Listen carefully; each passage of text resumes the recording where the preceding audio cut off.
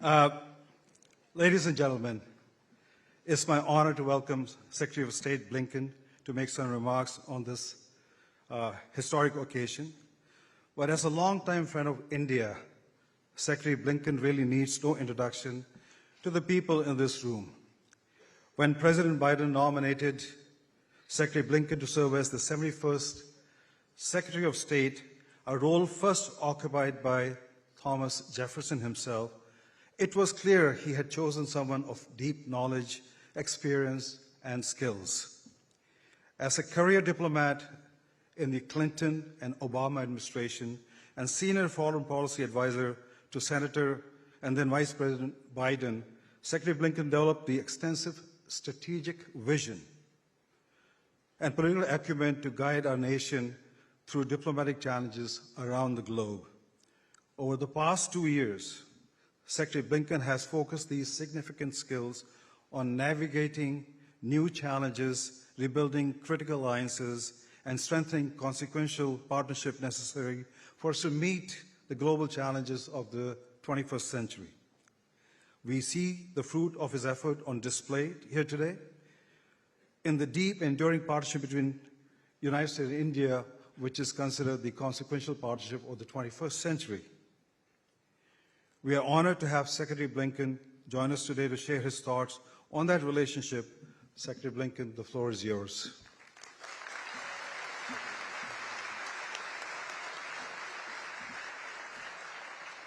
Thank you, everyone. Good evening. It's wonderful to be with all of you this evening. Now, I have to say, Mukesh, it's a little bit intimidating to be in the same sentence with Thomas Jefferson, but I appreciate it.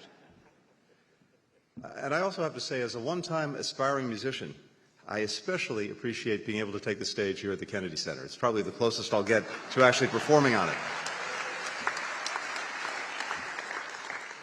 Mr. Prime Minister, this has truly been a historic visit to Washington.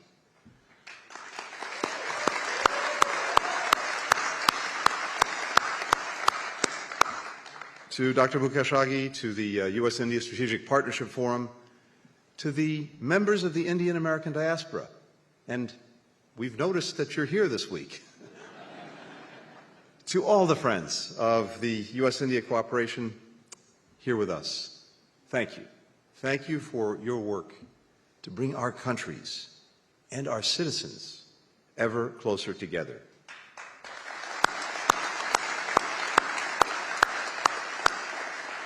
You are, as Prime Minister Modi put it, the real engine powering our relationship.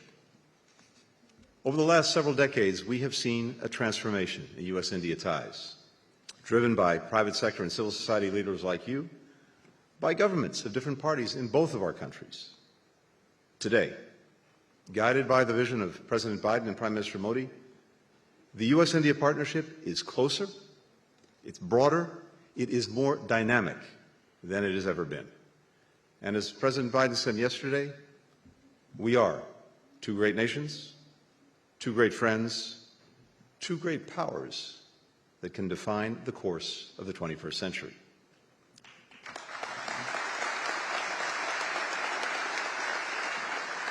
The many deals, the agreements, the exchanges that are coming out of this state visit illustrate just how comprehensive our partnership has become.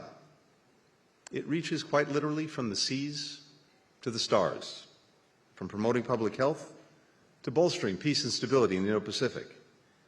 And at its heart is our economic engagement between entrepreneurs, investors, researchers, and others that is expanding opportunity for both of our countries and beyond. Together, we are facilitating greater trade and investment, building on what is already a record $191 billion in bilateral trade. We see the mutual benefits of this relationship when Air India purchases 200 Boeing aircraft, supporting over 1 million American jobs in 44 states. And we see it when Boeing, in turn, commits to training Indian pilots and building regional hubs in India. This partnership is also defined increasingly by efforts to advance technology and innovation. 5G, quantum, artificial intelligence, and to ensure that they are shaped by our values. Building on the initiative on critical and emerging technologies that was launched in January, we announced an innovation handshake yesterday to further connect our startup ecosystems.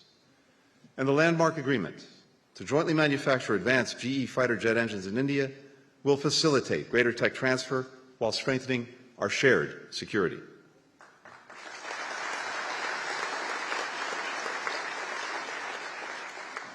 We're also de-risking and diversifying our supply chains, from Micron investing $800 million to assemble semiconductors in Gujarat, to India joining the Mineral Security Partnership. And that partnership is helping to develop and ensure trusted sources for vital energy minerals. India's Epsilon Carbon is investing $650 million and creating more than 500 good-paying jobs to build electric vehicle batteries here in the United States, the largest ever Indian investment in the U.S. EV battery industry.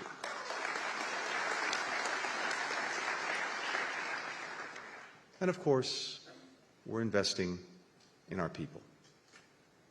Our country's education systems have collectively trained the leaders of trailblazing companies in both the United States and India.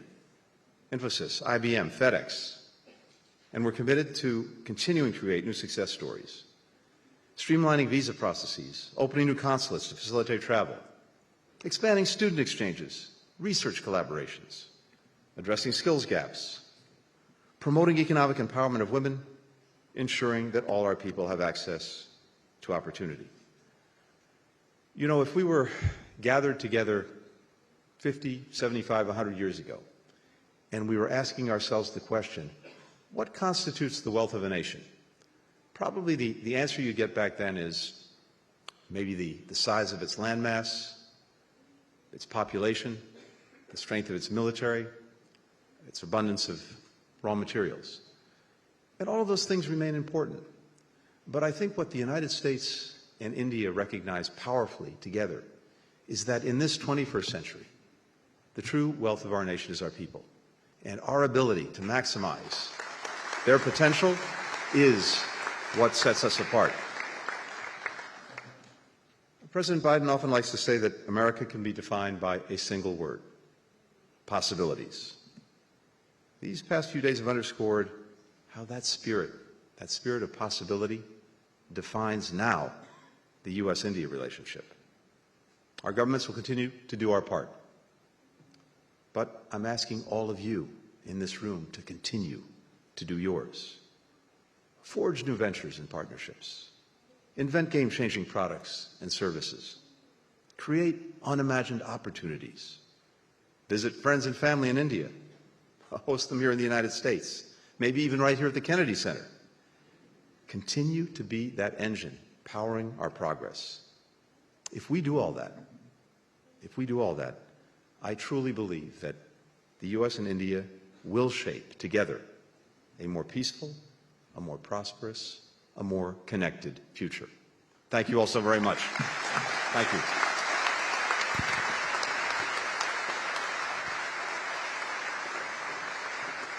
Thank you, Mr. Secretary.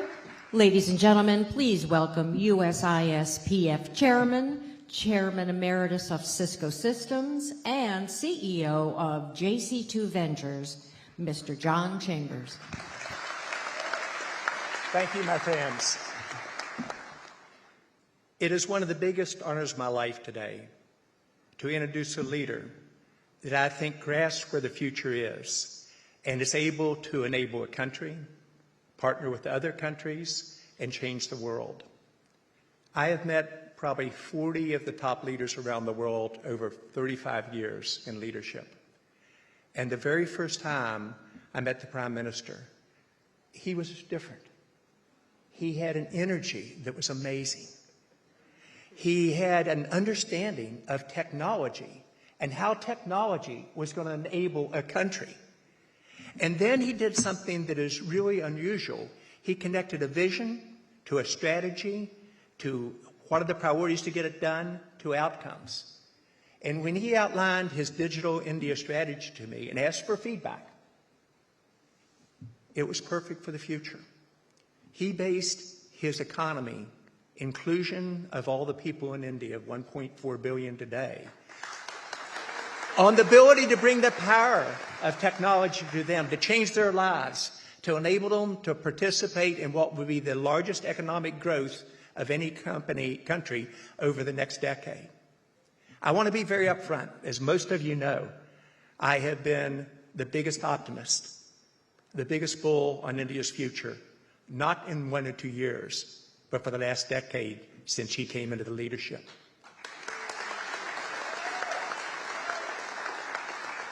I am the Prime Minister's biggest supporter, and I always have been. Honored to be his friend, but also watch a man who has the ability to outline a strategy and then make it happen. People often ask, what was so unique? What is so unique about this person that changes countries, and I believe will change the world over time? He has an ability to inspire hope, to make us believe on what's possible. He then has the ability to build confidence on what the future can be. Then he is amazingly good on execution and getting his team and other teams to pour toward a common goal. And then most important, he gets results. Many in America have a very positive view of India and the Prime Minister, but they really don't understand how far this country's come in the last decade. The country has moved from a very slow follower, where the government was very bureaucratic and very, very slow moving and rigid and not a dreamer, to the most innovative country in the world. It shows up in the economic results, where the country has moved from number 10 in the world to number 5, and as the Prime Minister said, in the next couple of years, number 3. However, I'm usually pretty good at getting market transitions and being accurate on connecting the dots for the future. India will become the number 1 economy in the world.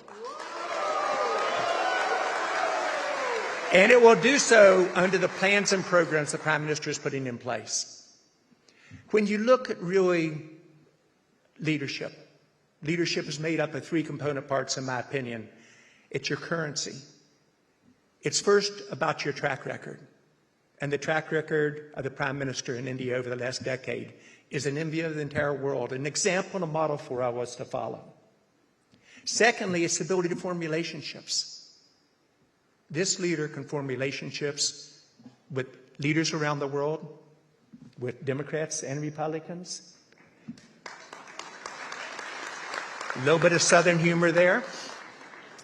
But also, he instills trust. And often when people come together and say, here's what we can do together in the future, it is all about trust. Do you trust me? Do you trust the other side that both of us will deliver? When people ask me that question, I have one simple answer. I would trust this leader with my life. So today you're going to hear one of the great visionaries of the future who also knows how to execute. You're going to hear he'll be very humble. He's a very kind person. But you will also hear a vision for what I believe will make India the number 1 economy. You're going to hear a vision of how 2 countries can partner together in a way that no 2 countries ever have in history to work toward a common goal that will be to the benefit of every one of our citizens in India and in the United States, but also the benefit to the world. It is my pleasure to introduce one of the great leaders in the world, Prime Minister Modi. Please come and address us, sir.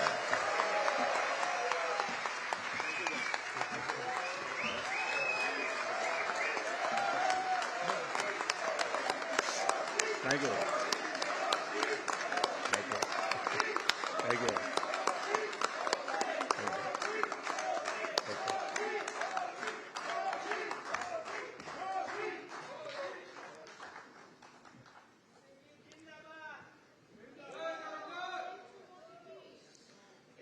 मेरे मित्र secretary Blinken, governor of Delaware, distinguished congressmen, other elected representatives, my old friend John Chambers, my always great companion, I can say, Mukesh Agiji, industry campaign, ladies and gentlemen, Namaskar. Good evening. अपनी America visit के दौरान इस कार्यक्रम का मैं बहुत बेसब्री से इंतजार कर रहा था। आप सभी अमेरिका की विकास यात्रा के मजबूत स्तंभ है, मजबूत पिलर्स हैं, और इसलिए मैं आपसे मिलना भी चाहता था, आपसे बातें भी करना चाहता था। कांग्रेसमैन हो, बिजनेस लीडर्स हो, डॉक्टर्स हो, इंजीनियर्स हो, साइंटिस्ट हो, दूसरे प्रोफेशनल्स हो, आप सभी अपनी मेहनत से अमेरिका को इस ऊंचाई पर लाए हैं। आप सभी अमेरिकन ड्रीम का हिस्सा है। आपने अमेरिकन ड्रीम को जिया है। आपने दिखाया है कि संकल्प लेकर उसे सिद्धि कैसे पहुंचाया जाता है। मैं आप सभी का अभिनंदन करता हूं इस कार्यक्रम में मुझे निमंत्रित करने के लिए। मैं आगे जी का, जॉन का, आप सबका हृदय से आभार व्यक्त करता हूं। फ्रेंड्स, मुझे अमेरिका आए 4 दिन हो गए हैं। इन 4 दिनों में मैं प्रेसिडेंट बाइडेन समेत बहुत से लोगों से मिला हूं। मेरी कितने ही सीईओज के साथ, यहां के दिग्गजों के साथ मुलाकात हुई है। जिस एक बात ने मुझे सबसे ज्यादा आत्मविश्वास दिया वो है भारत और अमेरिका की पार्टनरशिप।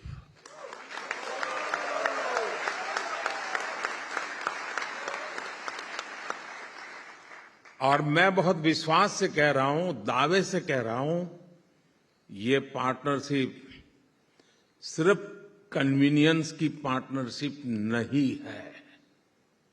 ये पार्टनरशिप है कन्विक्शन की।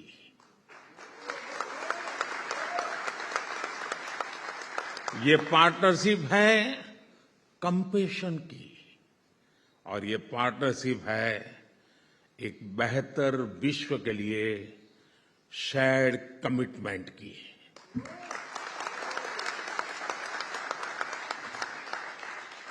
और इस पार्टनरशिप की बुनियाद, इसकी नींव आप है। अमेरिका के और भारत के नागरिक है। इस पार्टनरशिप की एक और खास बात है, across the party line America में भारत के लिए जबरदस्त समर्थन है। को मिला है वो वाकई अभूतपूर्व है। विश्वास और गहरा हो गया है कि हमारी पार्टनरशिप 21वीं सदी की दुनिया का भाग्य बदल सकती है।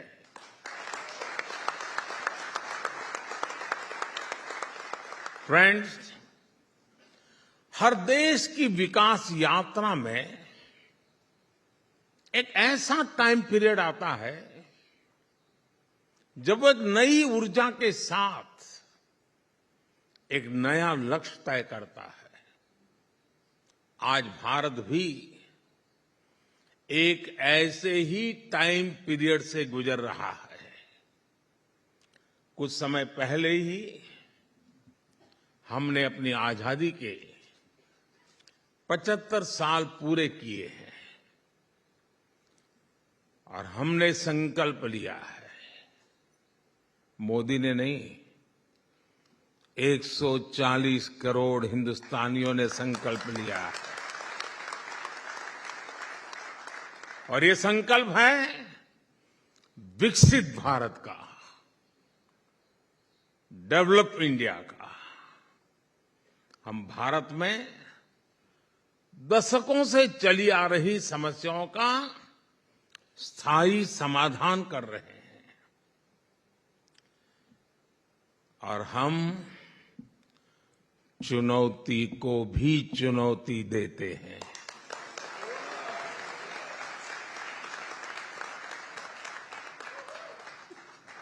हम भारत के गरीबों को सशक्त कर रहे हैं, उनके ईज ऑफ लिविंग बढ़ा रहे हैं। 10 साल में भारत, जैसा अभी जॉन ने कहा, दुनिया की 10वें नंबर की इकोनॉमी से 5वें नंबर की इकोनॉमी बन गया है। कोरोना काल में जिस तरह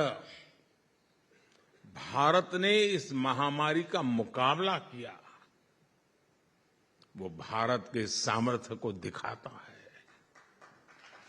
आप जानते हैं कि आज पोस्ट पैंडेमिक वर्ल्ड में इकोनॉमी, इन्फ्लेशन और सप्लाई चेन क्या हालत है। इन सब के बीच भारत आज 7% से अधिक से भी ग्रोथ लेकर आगे बढ़ रहा है।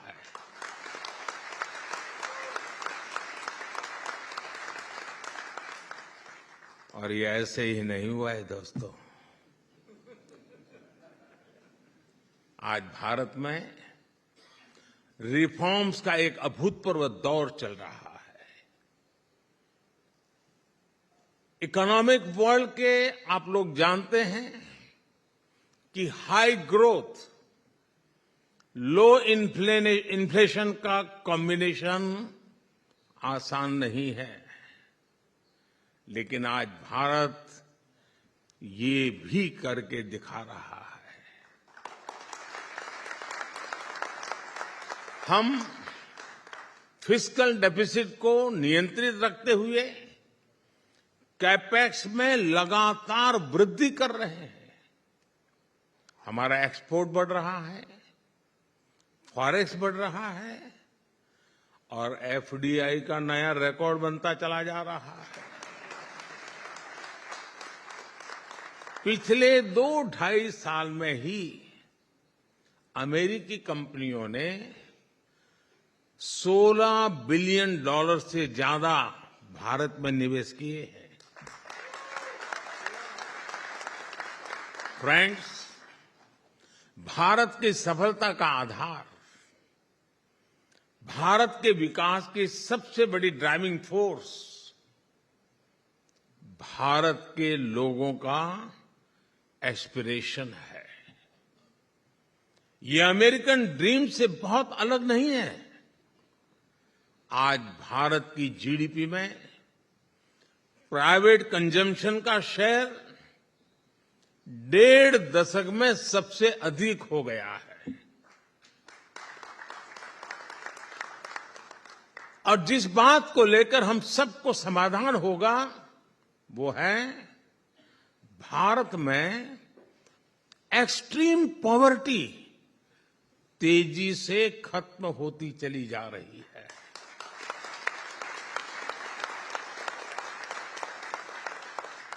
भारत में नियो मिडिल क्लास एक ऐसा ब्लॉक है जिसका लगातार विस्तार हो रहा है। भारत के लोगों की यही एस्पिरेशन भारत और अमेरिका की पार्टनरशिप की सबसे अहम दूरी बनने जा रहा है।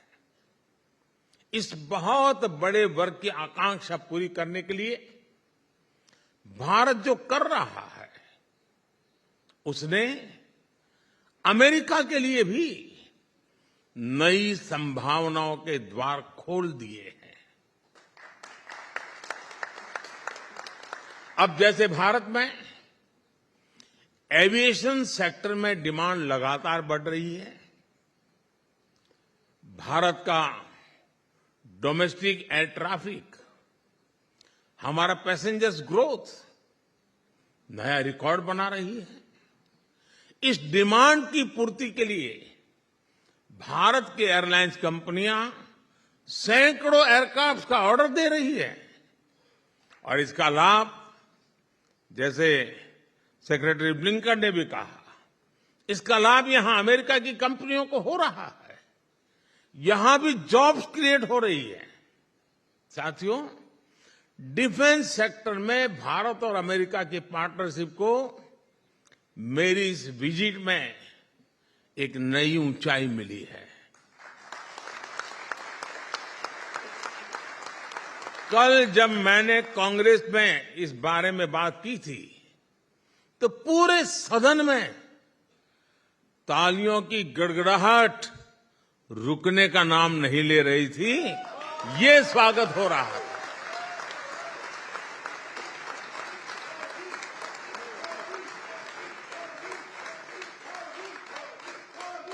राष्ट्रपति बाइडेन की दीर्घदृष्टि, फोरसाइटनेस, पूरा सदन उछल उछल करके बधाई दे रहा था कल।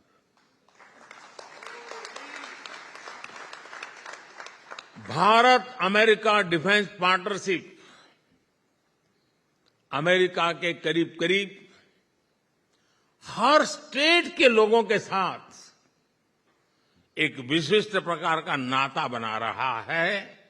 एक मदद का नया एक आयाम खुल रहा है। एरिजोना में बनने वाले अपाचे हेलीकॉप्टर, जॉर्जिया के C-130 के सुपर हरकुलिस, अलाबामा के MH-60R हेलीकॉप्टर्स, वाशिंगटन और साउथ कैरोलिना के सिविलियन बोइंग एयरक्राफ्ट, पेंसिल्वेनिया के चिनूक हेलीकॉप्टर, ये भारत के साथ ही अमेरिका के डिफेंस और एरोस्पेस सेक्टर को भी मजबूती दे रहे हैं। Texas, new Mexico, north Dakota और अलास्का को भी भारत की तेजी से बढ़ती इकोनॉमी से मदद मिल रही है। टेक्सटाइल हो, फूड हो या फिर टूरिज्म, करीब करीब हर सेक्टर में भारत के एस्पिरेशंस अमेरिकी अर्थव्यवस्था को ताकत दे रही है। और मुझे एक बात की और खुशी है, भारत की कंपनियां भी अमेरिका में बिलियंस ऑफ डॉलर्स का इन्वेस्टमेंट कर रही हैं। भारत की कंपनियां ग्लोबल बन रही हैं। New Jersey, Texas, New York, California, Georgia, Illinois, Michigan, यहां बड़ी संख्या में भारतीय कंपनियां ऑपरेट कर रही हैं। उसमें से कुछ महानुभाव यहां मौजूद भी है। इन सब का फायदा कि यहां की मैन्युफैक्चरिंग इंडस्ट्री अमेरिका के युवाओं को हो रहा है, अमेरिका के किसानों को हो रहा है। साथियों, भारत और अमेरिका की ये पार्टनरशिप दोनों देशों के हित में है, दोनों देशों के लोगों के हित में भी है। और इसलिए इसको मजबूत करना भी उतना ही आवश्यक है। प्रेसिडेंट बाइडेन के नेतृत्व में यहां की सरकार इस दिशा में बहुत बेहतर काम कर रही है। आप देख रहे हैं कि कैसे बीते 3 दिनों में इस पार्टनरशिप को मजबूती देने के लिए कई ऐतिहासिक कदम उठाए हैं। डिफेंस से लेकर एविएशन सेक्टर तक, एप्लाइड मटेरियल से लेकर के मैन्युफैक्चरिंग तक, आईटी सेक्टर से लेकर स्पेस सेक्टर तक, भारत अमेरिका अब मोस्ट रिलायबल पार्टनर की तरह आगे बढ़ रहे हैं। अब आप सभी साथियों को, बिजनेस कम्युनिटी को आगे बढ़कर इस अपॉर्चुनिटी का ज्यादा से ज्यादा लाभ उठाना है। साथियों, भारत के हर डेवलपमेंट प्रोजेक्ट में अमेरिकी ड्रीम को और मजबूती देने की क्षमता है। आप कल्पना कर सकते हैं, आज भारत इंफ्रास्ट्रक्चर पर रिकॉर्ड $125 बिलियन से ज्यादा का इन्वेस्टमेंट कर रहा है। भारत की इस ग्रोथ स्टोरी में अमेरिका के लिए, आप लोगों के लिए असीम संभावनाएं हैं। आपके लिए ये first and fast mover advantage लेने का ये समय है।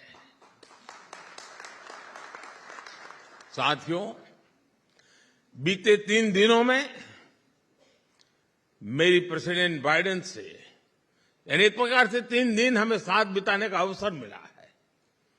बहुत ही ऐतिहासिक मसलों पर बातचीत हुई है। इन मुलाकातों में भारत अमेरिका के भविष्य को लेकर ठोस बातें हुई हैं। हमने एक स्पष्ट रणनीति पर चलना तय किया है। आज व्हाइट हाउस में हुआ टेक्नोलॉजी हैंडशेक भी दोनों देशों की कंपनियों को, बिजनेस को, मैन्युफैक्चरर्स को, इनोवेटर्स को सीधा संदेश है, this is the moment.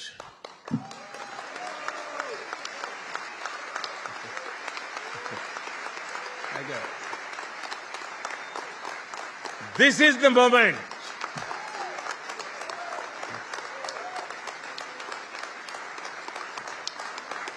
Thank you दोस्तों, थैंक यू। भारत अमेरिका की सरकारों ने आपके लिए ग्राउंड वर्क कर दिया है। खेत जोतने का काम हमने कर दिया है।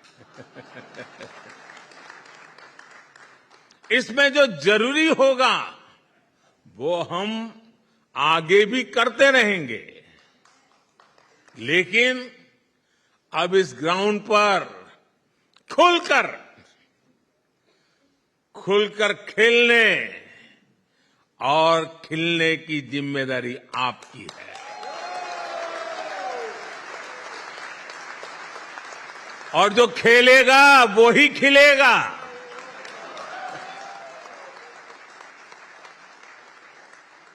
मुझे विश्वास है आप कोई मौका नहीं छोड़ेंगे, इस अवसर का पूरा लाभ उठाएंगे। और मैं आपको इस बात का भरोसा देता हूं कि आपको भारत में एक बेहतर माहौल मिलेगा, बेहतर अवसर मिलेगा। ईज ऑफ डूइंग बिजनेस हमारी सरकार का कमिटमेंट है। साथियों, इतिहास साक्षी है कि जब जब भारत मजबूत हुआ है, तब तब पूरी दुनिया का लाभ हुआ है।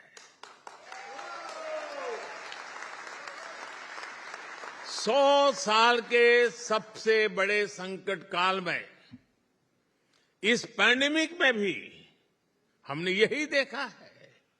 जब दुनिया को दवाइयों की जरूरत थी, भारत ने अपना प्रोडक्शन बढ़ाकर 150 से ज्यादा देशों को दवाइयां भेजी। और वो समय याद कीजिए, घर से बाहर निकलने के लिए भी दुनिया डरती थी। तब दुनिया के 150 देशों को दवाइयां भेजी थी। जब दुनिया को कोरोना वैक्सीन की जरूरत थी, भारत ने अपना प्रोडक्शन बढ़ाकर 100 से ज्यादा देशों को वैक्सीन पहुंचाई थी।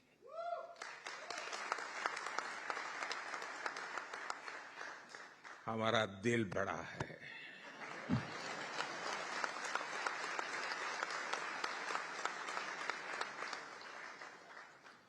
विश्व शांति के प्रति हमारा कमिटमेंट उससे भी बड़ा है। साथियों, आप इस बात के भी साक्षी हैं कि कोरोना वैश्विक महामारी ने ग्लोबल साइकोलॉजी को कितना नुकसान पहुंचाया है। हर कोई एक दूसरे पर शक कर रहा है। हर देश सोच रहा है कि मुझे जब जरूरत होगी तो कौन सा देश मेरा साथ देगा। यानी कोरोना ने शरीर के साथ ही मन पर भी गहरा आघात किया है और हमें इस बात को कम नहीं आंकना चाहिए। शंका आशंका के इस दौर में भारत अपने हजारों वर्ष के डेमोक्रेटिक वैल्यूज के साथ आगे बढ़ा है, दुनिया के साथ खड़ा है। साथियों, भारत के पास आने वाले समय की एक और चुनौती का सबसे बड़ा समाधान है। ये चुनौती है एजिंग की। हम इससे इनकार नहीं कर सकते कि एजिंग से सिर्फ मैन पावर ही प्रभावित नहीं होती, बल्कि ये कंजम्पशन, प्रोडक्शन और इनोवेशन को भी प्रभावित करती है। आज भारत दुनिया का सबसे युवा देश है।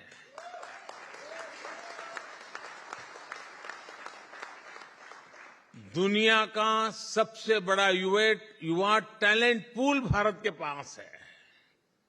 दुनिया की सबसे बड़ी स्किल और प्रोफेशनल फोर्स भारत के पास है। इसलिए जो भी देश इस समय भारत से जुड़ेगा उसका उतना ही फायदा होगा। साथियों, आप जानकर के खुशी होगी भारत कितनी तेज गति से आगे बढ़ रहा है। Speed, scale. आज भारत में हर सप्ताह एक नई यूनिवर्सिटी बन रही है। आज भारत में हर तीसरे दिन एक अटल टिंकरिंग लैब खोली जा रही है। आज भारत में हर दो दिन में एक नए कॉलेज बन रहा है। आज भारत में हर दिन एक नई आईटीआई की स्थापना हो रही है।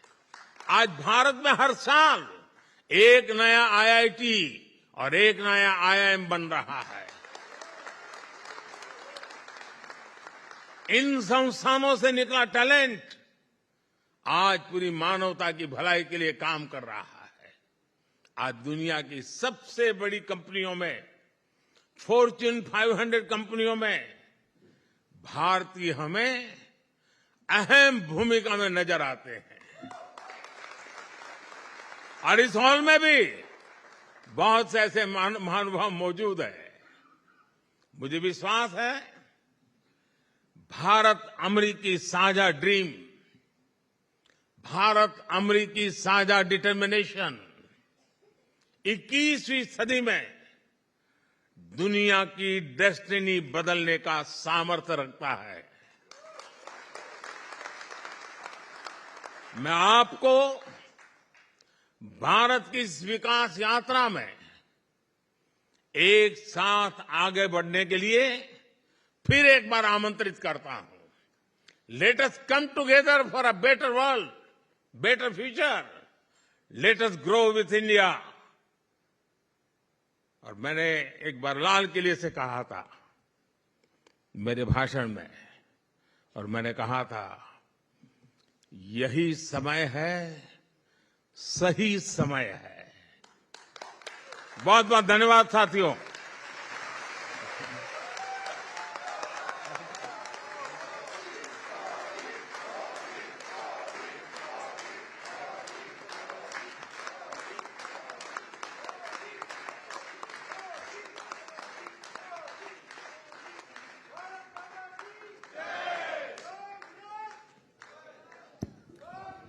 Ladies and gentlemen, please remain in your seats while the Prime Minister and his delegation depart the theater.